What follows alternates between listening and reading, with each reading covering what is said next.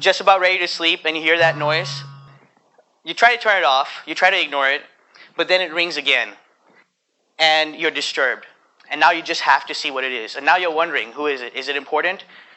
Now the little light blinks green and you think, well, most of y'all know that the light blinking green means that you got a WhatsApp message, but who is it from? And is it important? So now you wonder, did you know that the average person checks their phone once every 6.5 minutes? So to put that in perspective, that's 150 times a day.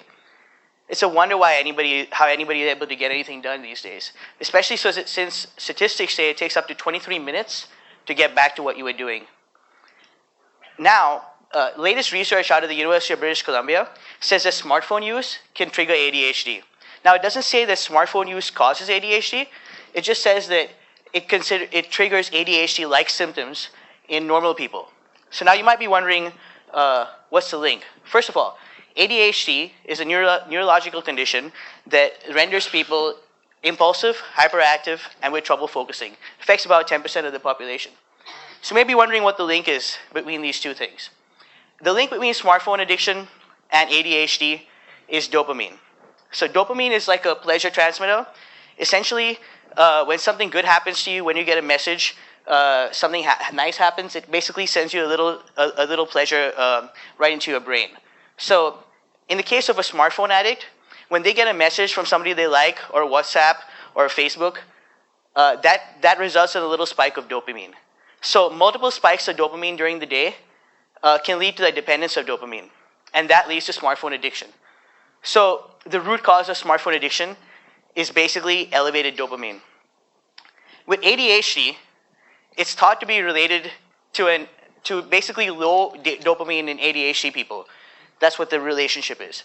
So ADHD medication, stimulants, the idea is to regulate your dopamine. So now why is it important to regulate dopamine? I want to get into ADHD, a life with dopamine regulation issues. So basically, being diagnosed, I have ADHD, right? So being diagnosed with ADHD is essentially like being sentenced to a lifetime of dopamine regulation issues.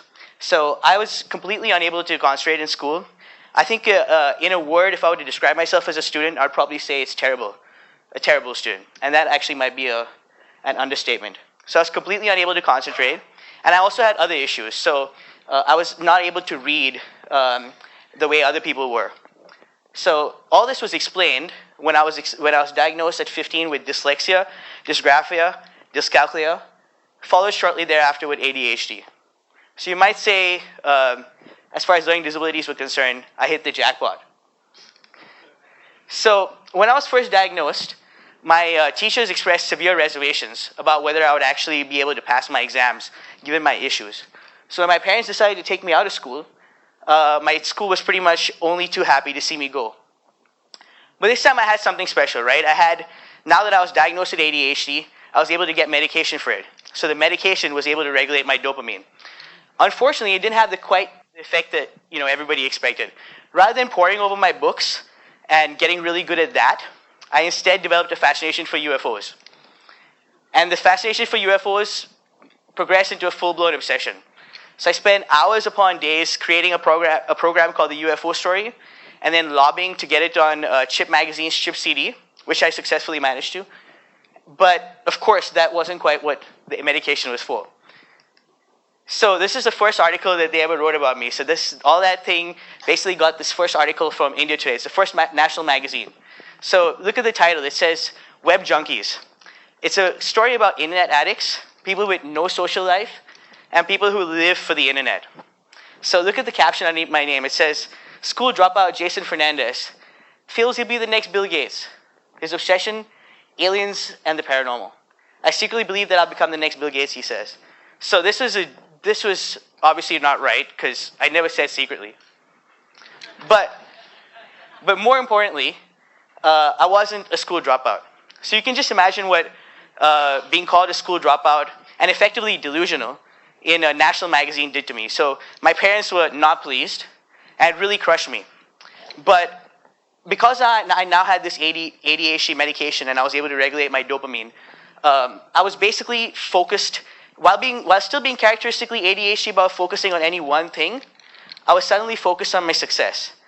And it worked. So within the next 2 years, I was able to start basically several companies. I started a nonprofit, LD Kids. I won the ChildNet International Award. I met the president of Barbados and advised the education minister of Barbados as well. And I even managed to get on TV a few times.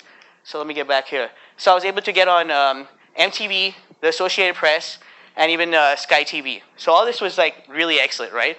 So it looks like I've basically hit the big time, right? But boy, was I wrong. So I go to the US, and effectively I don't have access to my ADHD medication anymore. So what that left me with my dopamine unregulated. So I was completely unable to focus again. If you were to look in a dictionary, you'd probably find my picture under unfocused. So I was on scholastic probation, and they even tried to dismiss me, but I managed to get off on a technicality. Soon, I was broke, because basically my parents, since I was still in school, and since I was failing classes, my projected graduation date had stretched past the ability where my parents were still able to fund my education. So they asked me to come back, and I said no. I said I'd figure out something, but I didn't really have a plan. So very soon I was broke, evicted from my apartment, and effectively homeless. So this is basically the street that I used to hang out on at that time. So then something magical happened, right? I somehow managed to get my medication again, and the dopamine regulation caused a turnaround. So within a few years, not only did I get off academic probation, but I was able to graduate. My final semester GPA was a 4.0. I also managed to get an international patent for the system for recording TV, essentially. The world's first internet-based DVR. And finally, speaking of inventions, Apple invented the iPhone. And I went out and bought it as soon as possible. And this is basically my introduction to notifications. So now, cut to 2017, just a decade later, iPhone is in its 7th generation. Smartphones have saturated the market, and notifications have taken over. There's even a word for it, nomophobia. This is a word for smartphone addiction. And the reason is, again, it's our old friend dopamine that's responsible.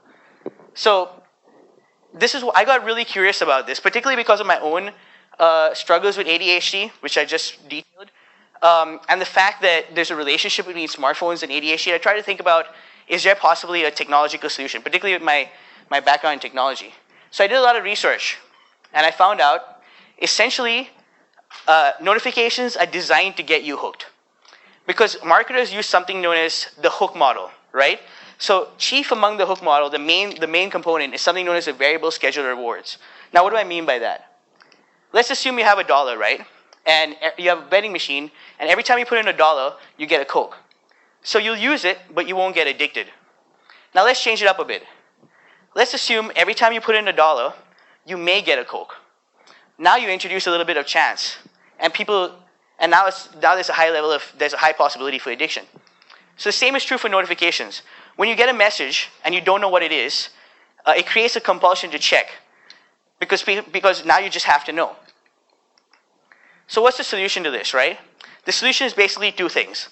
One is you filter notifications, and two is you stagger them. What do I mean by that? So filter, first thing is you turn off some notifications altogether for certain apps. The ones that you really need, you have to go in there and really dial in your settings so that you only get notified of the things that you want.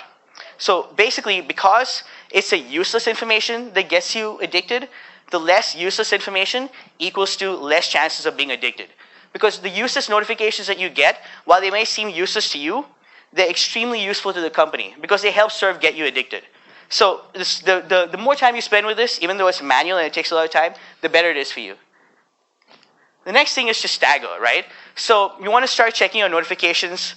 You want to increase the intervals between which you check your notifications. So if you're going to check them, like if you were checking them every 5 minutes, you move to 10, and then slowly 30, and then slowly 40. The problem is, push notifications are great, right? But they come as soon as you get them.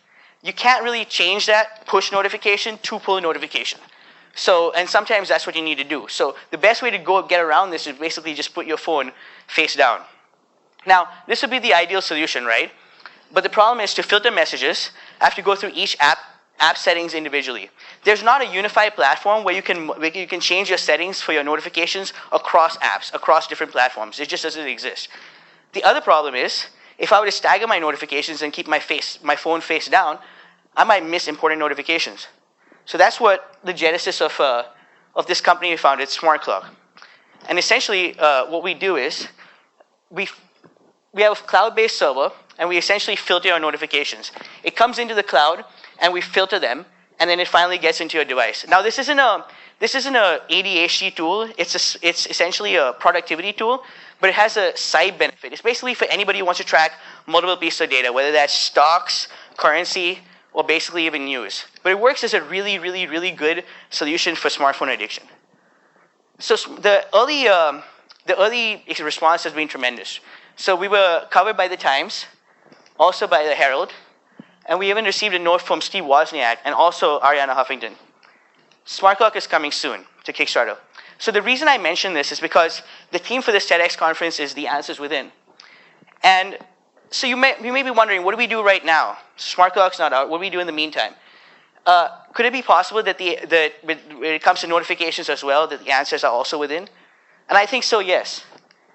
The one way to do it is you can unhook yourself using the variable reward system for good.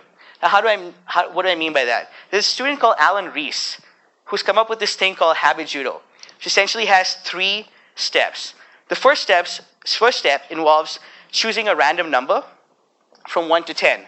And every time you perform a desired behavior, you basically give yourself that many points. The second step is to accumulate these points at random. And once you hit a certain threshold, which is step 3, you reward yourself. So what this does is it allows you to use a variable reward system for good and allows you to use it for positive reinforcement as opposed to getting addicted to something. So the idea is if you're going to get addicted to things, you can do it to where you're getting addicted to unhooking yourself, right? Because if you use these steps properly and you choose a random number, then you accumulate points and you reward yourself, you can link the variable reward system that you are using to good. So finally, it's really important that we take care of notifications right now because this problem is not going away anytime soon. The average person receives 60 notifications a day, and that number will only increase as the phone has more memory and more apps get installed, each one of those apps vying for your attention. So if you're going to take care of anything, take care of it now. Now is the time to solve it because eventually there's just going to be more notifications. So if you're going to get hooked on anything, get hooked on getting unhooked from notifications. And enjoy the rest of your life. Thank you.